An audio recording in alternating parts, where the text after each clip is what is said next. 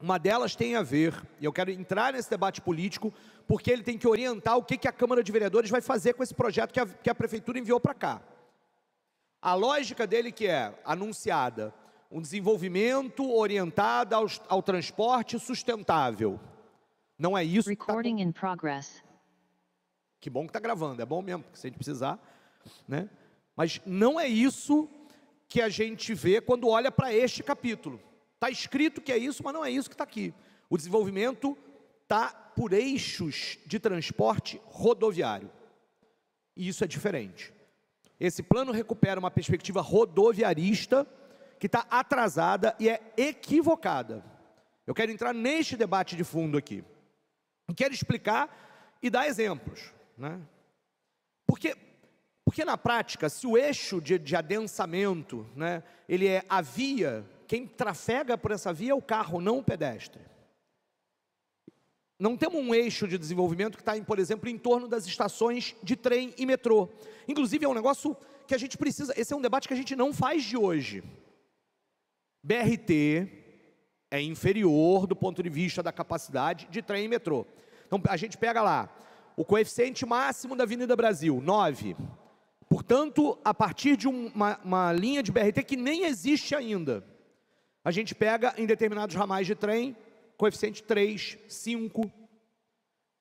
Está errado se é assim. Está errado, inclusive, nessa lógica para onde olha a cidade. Está errado, inclusive, ao pensar na via como um todo e não as estações como um princípio.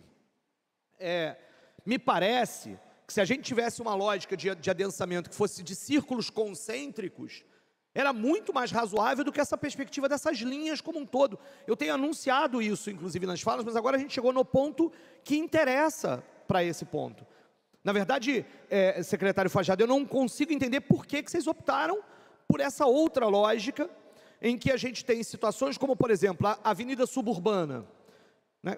E todo mundo sabe que a Avenida Suburbana já está sobrecarregada de tráfego, e ali você tem coeficiente de adensamento maior do que você tem em outras regiões, por exemplo, do entorno das estações de Penha e Ramos.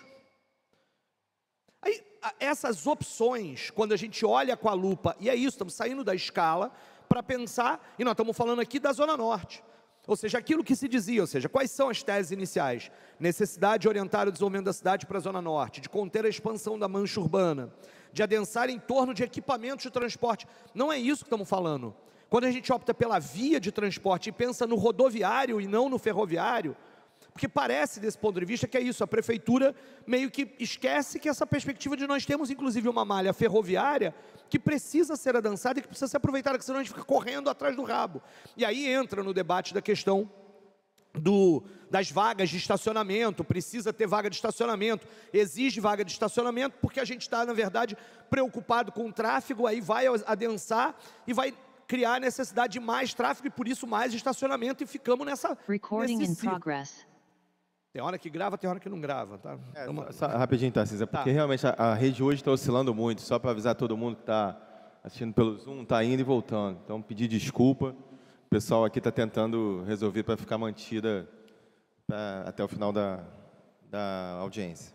Eu vou fazer aqui a leitura de um parágrafo, só para exemplificar qual é a tese que eu estou querendo aqui defender, e que quero que... eu acho, inclusive, Henrique, o pessoal do IBAN que está aqui, nós temos um problema que é uma dificuldade, a gente tem falado isso desde o início. Me lembro do vereador Jorge Felipe com essa preocupação na primeira reunião que nós fizemos lá atrás, ainda na comissão do ano passado, de entender como está hoje e como fica com o plano. É preciso que esses mapas sejam produzidos de forma mais coerente. A gente olha o mapa como ele é hoje, o mapa como está agora, como é hoje, como a prefeitura propõe, eles não conversam. A gente tem dificuldade.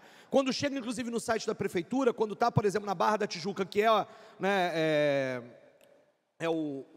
o plano Lúcio Costa, mas aí não está lá, tem que procurar o plano Lúcio. Alguém vai ter que fazer essa questão para a gente poder ver como está e como fica. Como é hoje e como fica. Não está consolidado esse tipo de coisa.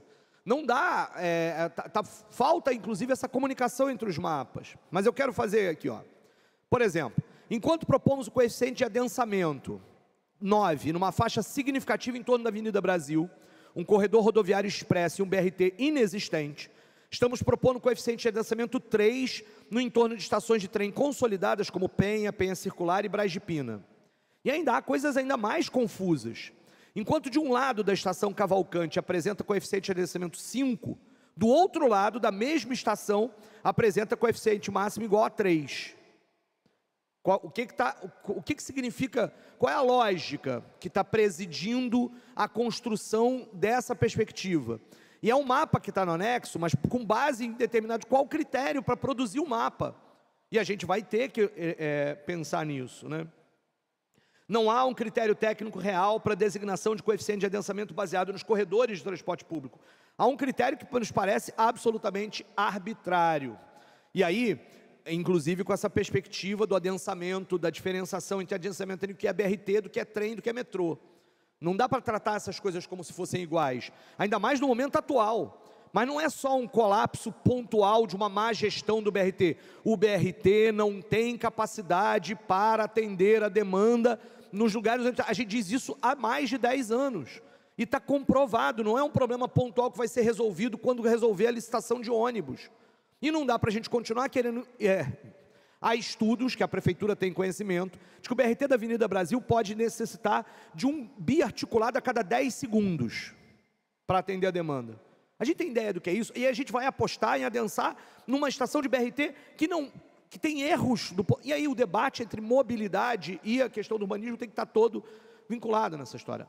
A gente tem um problema grave aqui, e é um problema que vai demandar embora é isso, ou seja, a gente está discutindo um mapa, mas é preciso que o estudo aqui seja a olhar com a lupa ainda maior sobre isso, e que o que é objetivo e diretriz dialogue, seja coerente, porque senão o plano é um bonito carta de intenções que na prática vai seguir construindo uma cidade ruim para as pessoas.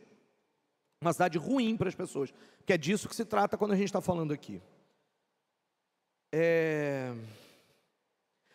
Gente, e tem essa questão, o problema da mobilidade, ele se resolve com políticas em dois sentidos. É trazendo gente para morar no centro, entendemos, né? É claro que é, mas é preciso gerar emprego, gerar comércio, gerar atividade onde as pessoas também estão morando, porque uma coisa só não resolve, é preciso ter política nas duas questões.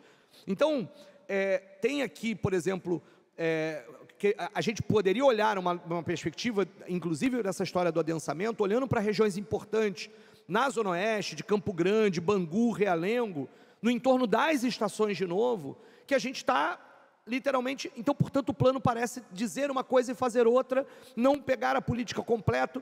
O plano, às vezes, parece ter sido... E aí, Fajardo, eu não quero ficar debatendo e batendo nessa tecla, mas quando nós dizíamos no ano passado que era preciso de mais discussão antes do plano poder chegar aqui na Câmara, era inclusive para que a gente pudesse perceber isso e indicar isso para a Prefeitura, para que o trabalho que chegasse aqui fosse melhor, porque é fácil agora dizer a Câmara resolva.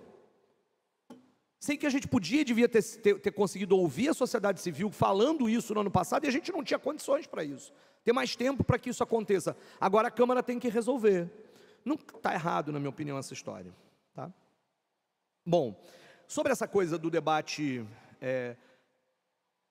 adensamento, caos urbano, etc., vaga de estacionamento, né, que eu acho que também, porque é isso, eu acho que no final está presidindo uma lógica rodoviarista, no plano que está equivocada, né? Eu acho que tem essa coisa da exigência das vagas de transporte, da forma como está colocada, não é facultado, é exigido, né? A gente estava fazendo um levantamento que tem a ver com essa questão, o que causa o caos urbano nessa situação? É muito curioso, Copacabana é um exemplo que a gente sempre usa, né? Mas Copacabana chegou a ter 240 mil habitantes em 1970, 240 mil habitantes. Hoje tem 140, tem menos gente. E o caos urbano está pior, o trânsito está pior. O problema, portanto, está desconectado. Copacabana tinha, na década de 50, tinha 130 mil. A gente está voltando a uma população de 50 anos atrás. E a coisa não se resolve dessa forma de ficar correndo atrás. Precisa gerar vaga de estacionamento, porque e aí isso vai... carro é o problema. Não é gente, é carro.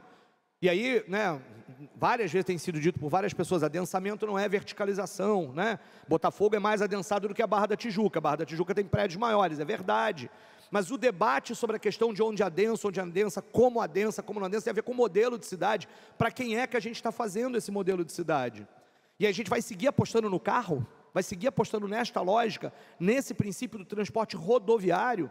Em Copacabana, ontem mesmo eu fui para uma reunião, como eu peguei aquele horário ainda que é reversível, você tinha de um lado as linhas exclusivas para os ônibus, do outro lado carro desembarcando, ônibus não, carro, caminhão, tal, e eu tinha uma faixa de carro, demorei meia hora para cruzar Nossa Senhora de Copacabana, com muito menos gente morando lá. Então tem um debate que, me parece um debate importante. Por fim, então esses eram os pontos, a questão dos coeficientes, de como é que a gente está articulando os transportes, que lógica é essa, não é estação, é corredor viário, é rodoviário, esquece metrô e trem, como se não tivesse, a prefeitura não tivesse nenhuma relação, não tem a concepção metropolitana de cidade, coisas que estão expressas nos princípios do plano, mas na concretude não acontece. Por fim, a última coisa, estava falando aqui com o Pedro Duarte, que é curioso como a gente vai lidar com isso. Quando a gente debateu aqui a Lei de Liberdade Econômica, eu dizia, esse debate tem que vir no debate do plano diretor. Eu não estou entendendo como é que a proposta de plano diretor diz uma coisa e a gente está aprovando uma lei completamente diferente. Agora voltamos pelo outro lado, estamos no plano diretor. E eu estou cobrando da prefeitura que tem um mínimo de coerência. Nós voltamos a ter aqui a previsão de zonas familiares, exclusivamente familiares, residenciais. Enquanto a Lei de Liberdade Econômica dizia que isso não é possível. Em áreas, e aí o impacto, inclusive a lógica do impacto de vizinhança, baseada sobretudo nessa perspectiva do impacto do tráfego, de novo a lógica rodoviarista. Não podemos botar uma faculdade aqui porque ela cria impacto de tráfego numa determinada área. Mas como é que você sabe o impacto que essa faculdade cria? Pela média das outras faculdades que estão longe, porque elas nunca puderam estar em áreas residenciais, e as pessoas sempre precisaram de carro para chegar nas faculdades. E aí a gente segue em torno de um debate. Olha que a gente aqui defende o estudo de impacto de vizinhança, mas ele está, de novo, mal elaborado, mal pensado para a cidade, e numa lógica que você ainda vai ter zonas exclusivamente residenciais na cidade do Rio de Janeiro, em contradição completa com a Lei de Liberdade Econômica. E, de novo, ali o meu debate não era que a gente tem que incentivar os usos mistos. Esse é o discurso do secretário Fajardo desde sempre.